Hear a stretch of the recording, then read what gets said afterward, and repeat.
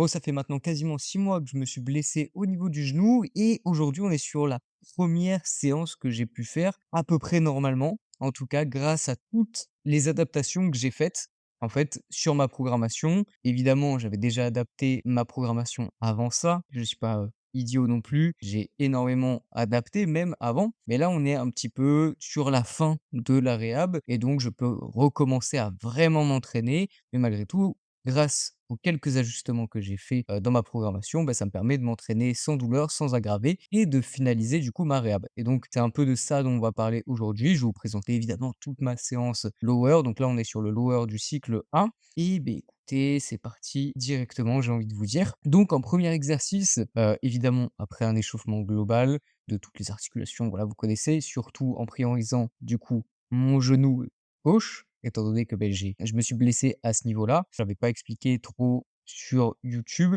mais du coup, je vais en parler un petit peu plus tout au long de la vidéo. Alors donc, en premier exercice, on a de la leg press horizontale, du coup, leg press, pendulaire et donc la petite subtilité sur la variation que je fais c'est une variation en tension continue. C'est-à-dire que là, vous voyez, il y a ni rest pause, ni lock au niveau des genoux. Donc c'est-à-dire que je suis complètement enfin, je suis en tension continue, du coup, en tension de A à Z. C'est pas pour un objectif d'hypertrophie, c'est purement une adaptation par rapport à la, problématique que j'ai du coup, à la gêne, que j'ai eue post-blessure. C'est-à-dire que, aujourd'hui, mon genou a tendance à craquer au niveau du knockout, au niveau vraiment du verrouillage de l'articulation et donc en fait, pour éviter d'aller faire craquer mon genou, ce qui a tendance à aggraver un petit peu la problématique, je ne vais pas jusqu'au verrouillage. Pour autant, du coup, évidemment, sur le genou L6, beh, je fais la même, variation, hein. Pareil, en tension continue et sans verrouillage de l'articulation et ça me permet d'avoir quelque chose de très, très soft et je peux build un peu de tolérance, de résilience au niveau de mes tissus, développer aussi ma force parce que malgré tout, au fur et à mesure du temps, beh, j'ai quand même pu me pousser de plus en plus sur l'exercice et donc aujourd'hui, je recommence à créer et à générer de la force, donc je ne suis plus uniquement en phase de réhab, en tout cas sur cet exercice et du coup sur cet exo de base j'avais, 3 séries à faire donc en séance volume, c'est avec des assez hauts rep range donc là en première série, j'ai fait un 72,5 kilogrammes fois 17 et du coup j'avais une deuxième série autour des 30 RM, cette fois-ci à 40 kilogrammes et du coup j'ai bel et bien été faire 30, reps et pour le coup, je peux vous dire qu'en tension continue, c'est vraiment pas agréable, comme exercice. Pour autant, du coup, c'est une variation qui est super soft sur, mon genou, donc ça me permet de vraiment progresser malgré la douleur, enfin malgré l'ancienne gêne, que j'ai eue. Petit conflit articulaire, donc par conflit, j'entends les craquements, qui n'a pas été là à partir du début de la blessure. C'est-à-dire qu'au début de la blessure, j'avais pas ce petit craquement et en fait, j'ai voulu reprendre trop vite, trop fort, trop tôt un exercice, du coup, au squat pendant ma réhab et en fait, ça m'a créé ce blocage, ce petit conflit articulaire-là, alors même que j'étais pendant ma réhab. Donc c'est pour ça qu'il faut faire attention lorsque vous êtes en réhab, beh, de ne pas griller les étapes, de ne pas tomber dans de la surconfiance par rapport à votre blessure. Parce que parfois, vous pouvez voir une amélioration nette des symptômes. Pour autant, beh, les tissus, eux, n'ont pas eu une amélioration nette en termes de guérison. Donc il vaut mieux toujours, par précaution, faire comme si vous étiez un peu plus blessé que ce que vous êtes vraiment, pour justement éviter, beh, d'aggraver la situation parce que vous voyez qu'il y a plus d'alerte, en fait, sur le moment et très souvent, les athlètes, c'est à ce moment-là qu'ils se blessent, c'est-à-dire au moment où ils ont fait 95 de leur réhab, 90-95 de leur réhab et en fait, dans les 10 ou 5 restants et ils remontent en charge trop fort ou en effort trop vite et donc ils se reblessent, ils réaggravent et donc ils prolongent la durée de la réhab, alors qu'il aurait juste fallu mettre un petit peu son ego de côté encore pendant 1-2 semaines et reprendre de manière beaucoup plus douce et progressive. Ça, c'était tout pour les 2 premières séries de leg press et à côté de ça, de base, je devais faire un hold au niveau, du milieu de la répétition parce que l'isométrie a tendance à bien aider avec les tissus conjonctifs, notamment, beh,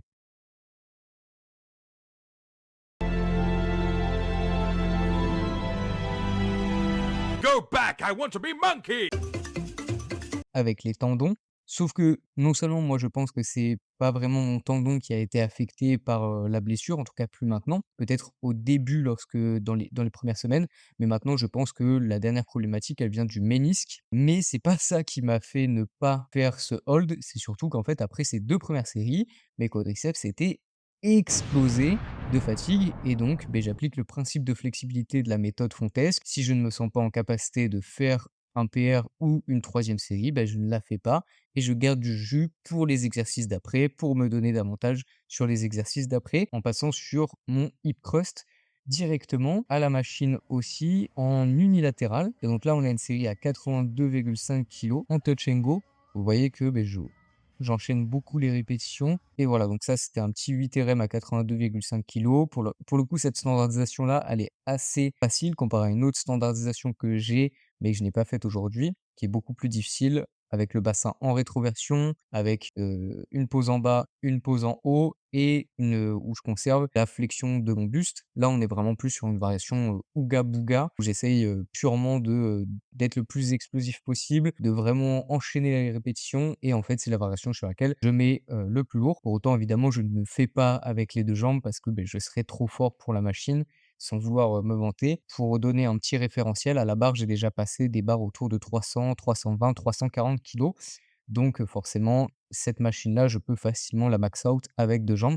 C'est pour ça que je me force à faire de l'unilatéral. D'ailleurs, j'en profite pour, aussi préciser que sur cet exercice-là, beh, j'ai pu le faire de A à Z pendant toute ma réhab parce qu'il était extrêmement chill côté, genou. En fait, moi, les exercices qui me posaient problème, c'était tout ce qui était pattern de squat, le leg extension et le leg curl dans une moindre mesure. Mais à côté de ça, les patterns d'extension de hanche comme le hip thrust ou toutes les formes de deadlift, j'ai extrêmement peu de soucis. À la limite, j'ai eu un léger souci au début à cause de la force, quand on essaye de faire une genre d'abduction de hanche un peu dans le sol sur le deadlift. Donc je ne peux pas sumo d'ailleurs. Contre en tradi, je peux, mais il faut que je fasse attention à ne pas trop chercher à faire cette rotation externe au niveau, de mes genoux. Même si à l'heure actuelle, du coup, ça va nettement mieux et ça, je peux le refaire sans problème. Par contre, le deadlift sumo, je ne peux pas encore faire de max out, ouga booga et aller chercher les plus grosses perfs possibles. Et ensuite, du coup, on a une deuxième série, cette fois-ci à 60 kilos. Donc cette fois-ci, c'était une frise de données puisque mon tableau est nouveau et donc j'ai extrêmement peu, de données, de PR final. Donc tapez, tu es en train de la remplir et donc là, bah, c'était une série assez facile aussi sur la même variation du coup, à savoir, beh, le touch and go Ooga Booga et du coup, juste petite précision sur l'unilatéral, je ne fais pas une jambe puis l'autre directement. Je prends un léger temps de repos, surtout pour rebaisser un petit peu mon rythme cardiaque qui a tendance à bien monter, surtout sur cette, variation-là où je suis très explosive et où je suis quasiment en apnée de A à Z. Mais donc forcément, je dois marquer un petit temps entre, mes 2 jambes et même côté récupération parce que j'ai l'impression de temps en temps de forcer un peu avec, on va dire la partie droite alors que je fais la partie gauche, même si, ça doit pas être très, très marqué. Il en reste pas moins que je sens un petit peu de fatigue, donc je préfère prendre un petit peu de temps de repos, mais évidemment pas un temps de repos aussi long qu'entre 2 séries. Et sur le hip thrust d'ailleurs, j'avais aussi normalement une troisième série à faire en 3 CT rétroversion, mais pour le coup, j'ai préféré garder du jus pour mes reverse, hyper extension qui arrivaient juste après, parce que c'est un exercice que j'ai rajouté à ma programmation et je savais qu'il allait aussi recruter les fessiers et pour le coup, après ces 2 séries-là, je me sentais déjà bien entamé au niveau, du coup de l'extension de hanche, donc je voulais pas avoir trop, de mal à enfin avoir des données pas trop peu représentatives en fait de ce que je suis capable de faire, sur, l'extension de hanche, en tout cas sur le reverse hyper. Et on arrive justement au reverse hyper extension, donc nouvel exercice dans ma programmation. Là, je l'avais déjà un petit peu essayé les séances précédentes, mais jamais en vrai exercice et surtout jamais en le traquant. Donc sur l'exercice, j'ai fait, 3 séries. 2 premières séries en dead stop, donc avec une pause en bas, en gros et évidemment sur l'exercice, j'en profite pour essayer de focaliser un peu la colonne, donc pas juste en remontant avec, les hanches, mais bel et bien en essayant de creuser aussi le dos. Bon là, on voit que l'amplitude elle est assez faible parce qu'en vérité l'exo est assez dur. Donc là, j'ai mis, extrêmement peu de poids, je suis à 15 kilos de chaque côté et pourtant, j'ai fait que 4 répétitions clean et la dernière est pas forcément, très folle. Forcément, j'ai un peu tâté le terrain avec l'échauffement et cetera, mais je m'attendais pas à en faire aussi peu à 15 kilos. Donc derrière, j'ai baissé la charge pour rester dans mes rep range, de volume et donc cette fois-ci, j'ai mis 10 kilos et j'ai fait, un peu plus de répétitions et pour le coup, on voit ici que j'ai nettement meilleure amplitude, en tout cas en position hypoxie et ce qui est plus intéressant pour moi étant donné que, beh, comme je viens de vous dire, j'essaye de travailler à la fois évidemment mes fessiers par l'extension de hanche, mais aussi et surtout en mes levers en position raccourcie et plutôt la partie basse du coup des adducteurs du rachis, enfin jusqu'au père, c'est la même chose. Après côté sensation sur l'exercice, et pour le coup je sentais un bon pump du bas du dos, mais pas au niveau de la troisième série. Même si ça restait vraiment pas mal et par contre côté, grind, je pense que sur l'exo, c'est quasiment impossible de grind, hein. Sans l'explosivité que j'ai, je pense que je peux pas m'arrêter aussi haut. Mais à voir, pourquoi pas tester une variation en tempo dans le futur pour voir un peu ce que ça donne à ce niveau-là et pourquoi pas apprendre à grind. Mais je pense que ça peut être, assez purificateur. Déjà que là, les charges, que je mets sont assez faibles, ça risque d'être encore pire. Et du coup, donc, quand je vous parlais de troisième série, je parlais d'une série nettement plus lourde avec 60 kilos, mais cette fois-ci pas sur la même exécution. Pourquoi? Parce que là, on est sur une exécution qui va utiliser du momentum, donc c'est-à-dire de l'élan, ce qui me permet évidemment d'aller rechercher plus de charge et un peu plus d'amplitude en position raccourcie, avec du coup plus de répétitions. Mais quel est l'intérêt de cette variation-là? Au-delà du fait d'amplifier la performance, et c'est aussi et surtout de venir chercher à avoir de l'étirement et de la décompression grâce à la charge qu'on passe de 1 et qu'elle tire au final au niveau des lombaires. Et pour le coup, l'étirement est assez agréable. Et derrière, par contre, le pulp, lui, est vraiment très désagréable. Mais pour le coup, je sens que ça travaille vraiment bien et assez différemment en vérité des premières séries, surtout au niveau des érecteurs, ce qui est le point principal que je veux travailler avec cet exercice. Malgré tout, je pense que c'est assez important de conserver les 2 standardisations.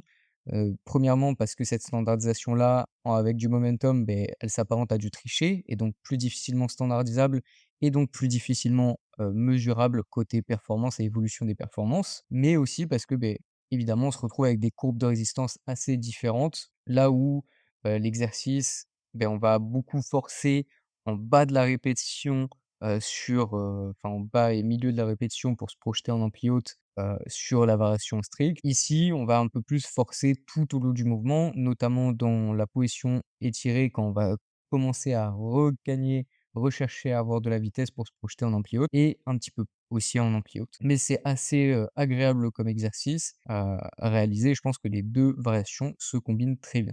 Et bien voilà, c'était à peu près tout pour la partie gratuite de cette, vidéo. Si jamais vous retrouvez la vidéo complète où je parle de l'abduction de hanche, des extensions mollets, du leg extension, des crunchs et des extensions de poignets, beh, je vous invite à rejoindre le Discord. Il sera en description et évidemment sur le Discord, vous allez aussi pouvoir retrouver énormément d'autres contenus exclusifs, que ça soit des visios de groupe, d'autres daily récaps, de Monsieur Fonte, de La Fumée ou de moi-même, ou des vidéos sur des sujets complètement autres, ainsi que énormément d'articles sur la musculation, sur l'entraînement, la nutrition, la programmation et des articles plus spécialisés autour de la méthode Fontesque et des différents outils qu'on utilise, comme le tableau des PR, la rotation d'exercice ou encore la flexibilité à l'entraînement. Et évidemment, vous avez accès à la communauté, à des giveaways, à des concours, à des challenges. Bref, le Discord est assez complet. Je vous invite à aller checker ça en description si vous êtes intéressé. Si jamais vous souhaitez découvrir la méthode Fontesque à travers un suivi personnalisé, vous pouvez aussi me contacter sur Instagram directement. En attendant, moi, je vous souhaite une bonne soirée, une bonne journée, un bon entraînement. C'était Galad. Allez, ciao.